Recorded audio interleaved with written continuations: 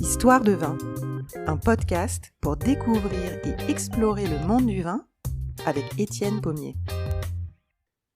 Dans la mythologie grecque, il existait en plein océan un paradis terrestre semblable aux Champs-Élysées où les âmes vertueuses goûtaient un repos parfait et auquel les anciens faisaient allusion sous le nom d'île fortunée, ou île des bienheureux. En grec ancien, Makaron Nézoi.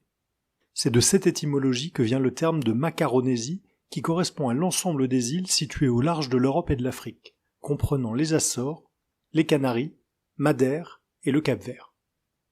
Pendant longtemps, certains ont cru y voir les restes de la légendaire Atlantide. Mais au-delà de la mythologie, ces terres émergées partagent entre elles de nombreux liens historiques et culturels, une faune et une flore endémiques, et des similitudes géographiques qui en font, malgré la distance qui les sépare, un ensemble cohérent. Nous parlerons des vins de Madère dans un autre podcast, tant l'île, son histoire et sa production sont singulières. Et aujourd'hui, je vous invite à larguer les amarres et vous emmène avec moi en pleine Atlantique pour découvrir les vins des Açores et des Canaries.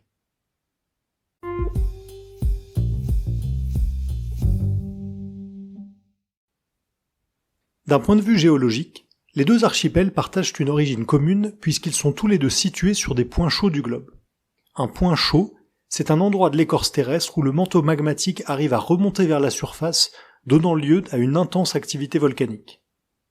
Le dernier épisode volcanique aux Açores remonte à 1957, et comme les statistiques font état d'une éruption tous les 50 ans environ dans la région, on peut s'attendre à un regain d'activité dans le futur proche. Les Canaries, quant à elles, ont été le théâtre d'une éruption fin 2021 dans l'île de La Palma. Le volcanisme y est donc toujours très actif, et continue de modeler la géologie de ces îles. S'il est très délicat d'établir une nomenclature précise des sols volcaniques plantés en vigne, tant ils sont variés dans leur composition et dans leur structure, ils possèdent tout de même plusieurs points communs. Ce sont généralement des sols plutôt pauvres en matière organique, mais riches en minéraux et très drainants, des caractéristiques considérées comme qualitatives en viticulture.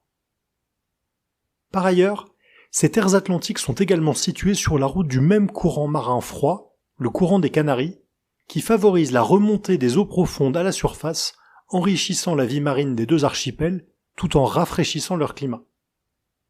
Les températures moyennes dans les îles oscillent entre 16 et 25 degrés toute l'année, et contrairement au continent, les fortes chaleurs supérieures à 32-33 degrés y sont plutôt rares.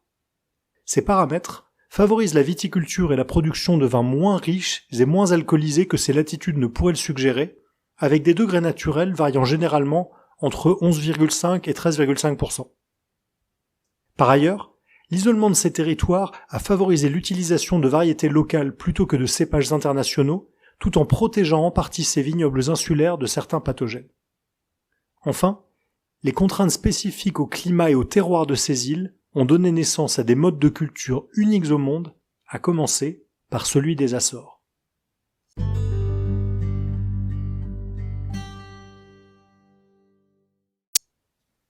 Situé entre 36 et 38 degrés de latitude nord, soit par le travers de Lisbonne et du New Jersey, l'archipel des Açores se trouve en plein milieu de l'Atlantique, à 1500 km des côtes marocaines et à près de 2000 km de celles de Terre-Neuve. Il tient son nom et son emblème d'un petit rapace, l'autour des palombes, Açores en portugais, et comprend 9 îles réparties en 3 groupes. Le groupe oriental, avec São Miguel la capitale et Santa Maria, le groupe central avec Faial, Pico, São Jorge, Graciosa et Terceira, et le groupe occidental avec Corvo et Flores. Les vignobles sont concentrés dans le groupe central, principalement à Pico et Terceira, mais aussi sur des cendres volcaniques dans l'île de Faial. Il existe un tout petit vignoble sur l'île de Graciosa, mais qui a durement souffert de la dévastation du phylloxéra.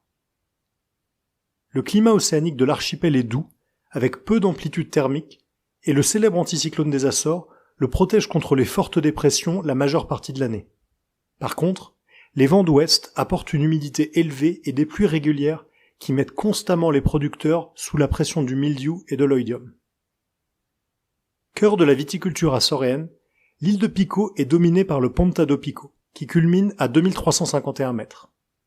Le volcan fait obstacle aux nuages, qui déversent jusqu'à 5000 mm de précipitations à son sommet contre seulement 1000 mm en bord de mer. C'est pour cette raison que toutes les vignes sont concentrées sur le littoral, entre le niveau de la mer et 300 mètres d'altitude, là où les crabes chantent, comme le dit un proverbe local. Non seulement cette proximité de l'océan expose la vigne aux embruns, mais elle force aussi les vignerons à planter sur le sol inhospitalier du bord de mer des nappes d'une croûte lavique épaisse et dure comme le béton, les lagidos ou biscoitos. Pour arriver à planter dans ce terrain particulièrement difficile, les pionniers de Pico ont dû creuser la lave au pic et à la masse afin d'arriver à trouver un peu de terre meuble à 70-80 cm de profondeur pour y planter les cèpes. Les pierres extraites étaient réutilisées pour bâtir des murets de protection contre les brises marines, donnant naissance à l'un des paysages viticoles les plus singuliers du monde. Les curaïches ou curaletas, d'après cural qui veut dire corail en portugais, en référence aux formes arborescentes de ces kilomètres de murs de basalte. Allez voir des images sur internet, c'est l'un des paysages viticoles les plus stupéfiants du monde.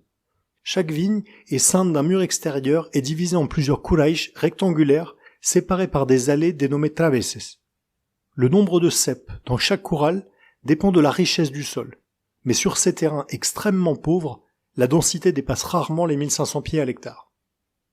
Par ailleurs, le basalte garde la chaleur de la journée et irradie les vignes à la nuit tombée, favorisant ainsi la maturation des baies dans ce climat souvent frais. Évidemment, tout le travail se fait manuellement, et c'est un travail harassant car les vignes poussent au ras du sol, à l'abri du vent, ce qui explique que le prix de ces vins, produits dans des conditions extrêmes, soit assez élevé, compté autour de 30-40 € la bouteille. Façonné par cette viticulture héroïque, le paysage de l'île est inscrit depuis 2004 au patrimoine mondial de l'UNESCO pour sa beauté exceptionnelle, témoignage du travail de générations de paysans dans un milieu hostile. Si l'île de Pico est le cœur historique de la viticulture açorienne, un autre vignoble a ressuscité en 2017 dans l'île voisine de Fayal. Un vignoble détruit il y a un demi-siècle par la fureur d'un volcan.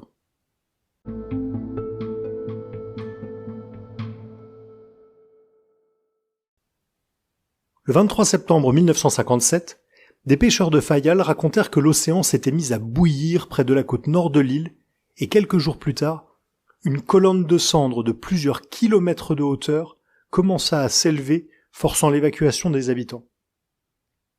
L'éruption qui s'ensuivit pendant plus d'un an recouvrit une partie du village et le seul vignoble de l'île. Quand les cendres retombèrent, un nouveau volcan avait émergé, le Vulcão dos Capelinhos. Le phare de Capelinhos, qui se dressait à l'époque sur une avancée rocheuse dominant l'océan, a résisté à l'éruption, mais il se trouve aujourd'hui à plus de 200 mètres du bord de mer. En 2008, Gianni Mancasola et Cinzia Caiazzo rachètent une propriété dans le village et apprennent l'existence du vignoble historique englouti sous la cendre de leur terrain. Dès lors, ils choisissent de replanter une parcelle de vigne sur le nouveau terroir du volcan pour tenter de recréer le vignoble disparu. En 2017, 60 ans après l'éruption, Adega do Vulcão lance son premier millésime d'Amei Chambar, qui veut dire roche ambrée, issu en partie des vignes de Capelinhos, marquant le renouveau de la viticulture dans l'île de Fayal. La dénomination IGP Açores inclut tous les vins produits dans l'archipel qui possèdent également 3 appellations d'origine créées en 1994, dont la principale est la DO Pico. La très grande majorité de la production est constituée de vins blancs autour des 3 variétés emblématiques de l'archipel. L'Arinto des Açores, le Verdelho et le Terrantes do Pico. L'Arinto des Açores présente une acidité aiguisée et une palette aromatique allant des notes florales aux agrumes en passant par les fruits verts type melon d'eau ou papaye. Le Verdelho est le même cépage que celui qu'on trouve à Madère, une variété issue à l'origine du Savagnin et qui s'exprime sur une dominante de notes citronnées avec une acidité très marquée. Devenu très rare, le Terrantes do Pico quant à lui est le plus souvent assemblé avec les 2 autres. Le caractère des vins blancs des Açores est marqué tant par la douceur du climat et les influences marines que par le terroir volcanique. Les meilleurs exemples sont issus de levures indigènes avec des élevages sur lit assez longs. Pour vous faire une idée par vous-même, je vous invite à découvrir les vins d'Adega do Vulcão ou d'Azores Wine Company, 2 des producteurs les plus intéressants de l'archipel. Si l'Arinto des Açores et le Verdelho s'expriment sur des notes d'agrumes et de fruits verts, les vins sont toujours structurés par une acidité nerveuse et une finale légèrement fumée. Sur ces terres battues par les embruns, l'eau de mer s'infiltre dans les fissures de la roche et se mélange dans le sous-sol au ruissellement des pluies. En se frayant un chemin dans les fractures du basalte, les racines viennent y puiser l'eau dont elles ont besoin, une eau légèrement saline et très minéralisée. Dans ces conditions, il est intuitif d'attribuer les accents salins et la minéralité un peu cendrée des vins à ce terroir, à la fois très volcanique et résolument maritime.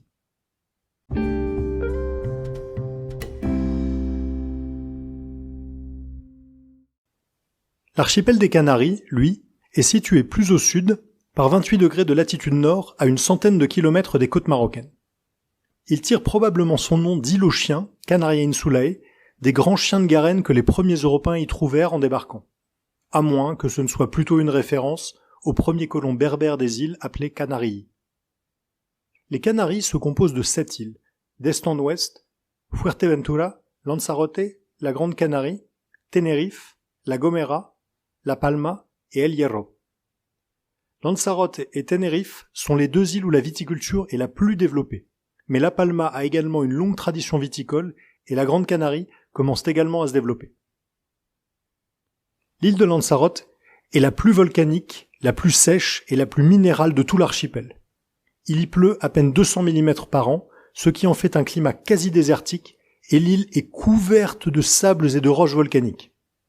Ce paysage unique est dû à l'éruption du Timon Faya en 1730, qui a recouvert toute une partie de l'île de cendres. Cette éruption a duré 6 ans. 6 années ininterrompues de feu et de fureur qui ont fait fuir tous les habitants, détruit une dizaine de villages et dont les multiples explosions pyroclastiques ont recouvert le sol d'un sable noir. Or, ce sable est essentiel à la viticulture de Lanzarote car il permet à l'eau de rosée et aux rares pluies de s'infiltrer dans le sol qu'il protège ensuite des rayons du soleil et donc de l'évaporation. Pour parvenir à y planter la vigne, les vignerons ont dû creuser des petits cratères dans la couche de sable afin d'arriver jusqu'à la terre, et ils élèvent parfois des petits murets de pierre en arc de cercle autour de chaque pied de vigne pour le protéger des alizés qui soufflent en permanence et qui soulèvent le sable. Dans la vallée de la Géria, ce mode de culture a façonné un paysage noir et lunaire d'où émerge seulement tous les 3 ou 4 mètres le feuillage verdoyant d'une vigne dans son cratère, comme si une pluie de météorites avait éparpillé en tombant des éclats d'émeraude sur ces étendues de cendres noires. Le cépage principal de Lanzarote est la malvoisie volcanique, une variété endémique de l'île qui produit des vins blancs secs, demi-secs et doux. C'est un cépage doté d'une gamme aromatique assez intense sur des notes qui évoquent la pêche ou le magnolia, avec une texture veloutée et une acidité douce. La référence historique de l'île est la bodega El Grifo, l'une des plus vieilles d'Espagne, fondée en 1775. Mais une nouvelle génération de vignerons prend aujourd'hui la relève avec beaucoup de talent, tels que le trio derrière le projet Puro Rofe, Rafael Mota, Ascension Robaina et Pedro Umpires. À l'extrême ouest des Canaries, les vallons forestiers et la forêt humide de La Palma offrent un contraste saisissant avec la sécheresse minérale de Lanzarote. L'île, surnommée Isla Bonita par les locaux, a la forme d'une larme dont le nord est occupé par l'immense caldeira de Taburiente, vestige d'un ancien volcan, et dont les remparts culminent à plus de 2400 mètres. Au pied de ces montagnes, au nord-ouest de l'île, le village de Garafía accueille une petite partie du vignoble Palmero.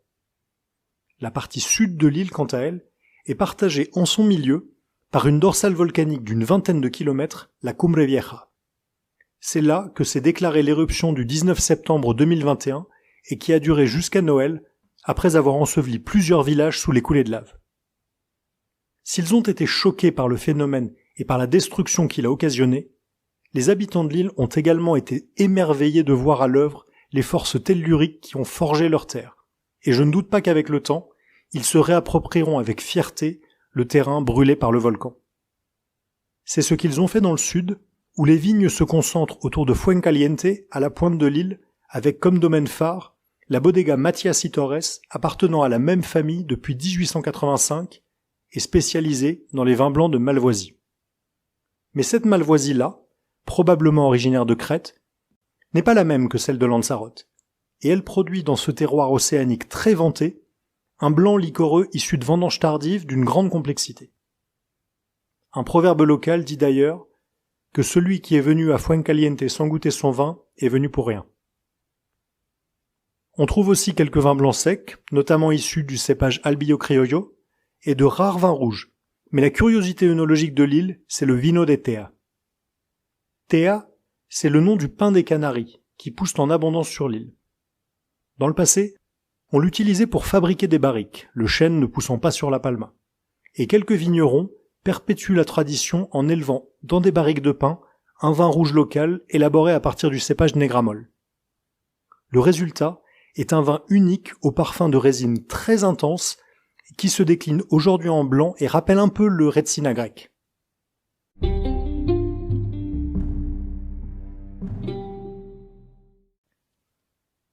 Mais l'île qui symbolise le cœur de la viticulture canarienne et qui accueille le plus de vignobles est celle de Tenerife. Plus grande île de l'archipel, Tenerife est dominée par le Teide, un stratovolcan qui culmine à 3715 mètres d'altitude, ce qui en fait le point culminant de toute l'Espagne. Le Teide joue un rôle essentiel dans le climat de Tenerife car il partage l'île en plusieurs zones qui, selon leur exposition aux alizés, peuvent être soit très océaniques avec une pluviométrie importante, soit au contraire très arides.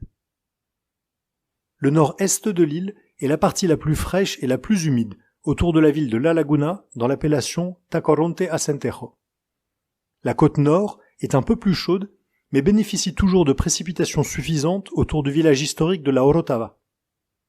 La pointe nord-ouest constitue l'appellation Icoden d'Aute Izora, et l'île compte deux autres zones dans la partie plus sèche, Güímar et Abona. Le climat des Canaries est un peu plus chaud que celui des Açores, car l'influence rafraîchissante du courant froid y est tempérée par le sirocco, qu'on appelle ici calima, un vent chaud qui vient du Sahara. Cette douceur permet la culture d'une plus grande variété de cépages et notamment une production importante de vin rouge. L'altitude est un autre facteur essentiel à Tenerife, notamment dans l'ouest et dans le sud, car elle permet de garder la fraîcheur dans les vins, particulièrement autour des villages de Santiago del Teide ou de Villaflor, avec des vignobles à plus de 1000 mètres d'altitude. On trouve à Tenerife de nombreuses variétés, parmi lesquelles on citera en blanc le Listan Blanco et l'Albillo Criollo, et le Listan Negro en rouge. Le Listan Blanco, plus connu sous le nom de Palomino, produit ici des vins blancs séveux et minéraux dotés d'une belle tension grâce à l'altitude. Peu aromatiques, ce sont des vins de texture et de nervosité avec une salinité parfois marquée et dont les meilleures cuvées offrent une persistance remarquable. L'Albillo Criollo est un autre cépage blanc au profil aromatique floral et fruité plus extraverti que le Listan et qui donne des vins plus riches. Enfin, le Listan Negro est le cépage rouge principal de Tenerife. Une variété autochtone parfaitement adaptée au climat océanique doux et au sol volcanique de l'île. Ce cépage atlantique par excellence produit des vins à la robe d'un rubis léger et aux notes de baies rouges et noires un peu acidulées, type groseille, fraise des bois ou sureau, et de légers accents poivrés. Peu tannique, il possède un grain assez fin et une acidité vive qui produisent des vins pleins d'énergie et de sève avec des degrés d'alcool généralement peu élevés de l'ordre de 12,5 à 13 degrés. Les vieilles vignes de Listan Negro, telles que la cuvée Tagañan de la maison Envinate, atteignent une finesse et une classe surprenantes pour qui ne connaît pas les vins canariens, et qui soutient la comparaison avec tous les vins rouges sur la vivacité produits en Europe continentale. Je vous invite à rechercher ces cuvées pour les déguster au moins une fois. C'est autant une surprise qu'un véritable choc gustatif. Car au-delà du climat et de la qualité des terroirs, les Canaries en général et Tenerife en particulier ont la chance de ne pas connaître le phylloxéra, et donc d'avoir de très nombreuses vieilles vignes, parfois centenaires. Le domaine Suertes del Marqués possède même certains pieds qui pourraient avoir plus de 200 ans. Des vignes exceptionnelles à plus d'un titre, car contrairement à d'autres régions où les pieds sont plantés tous les 1, 2 ou 3 mètres, les plus vieilles parcelles de la vallée de la Orotava sont plantées tous les 10 mètres, voire plus. Les ceps y sont conduits selon la méthode du cordon trenzado, ou cordon tressé. Le tronc de la vigne est littéralement tressé par les vignerons le long du treillis et peut atteindre 10 ou 15 mètres de long. Ce patrimoine viticole unique au monde fait la fierté des viticulteurs de Tenerife et donne naissance aujourd'hui à certains des plus beaux vins d'Espagne, tant en blanc qu'en rouge. Les deux producteurs principaux qui ont mis au premier plan les vins de Tenerife sont la bodega Suertes del Marqués, dirigée par Jonathan Garcia Lima, et le domaine Envinate, projet à 4 mains mené par Alfonso Torrente, José Andrés Martínez, Laura Ramos et Roberto Santana. Mais la scène locale est dynamique avec des jeunes domaines prometteurs, parmi lesquels on peut citer la toute jeune bodega Tierra Fundida de Loreto Pancorbo et Gabriel Morales.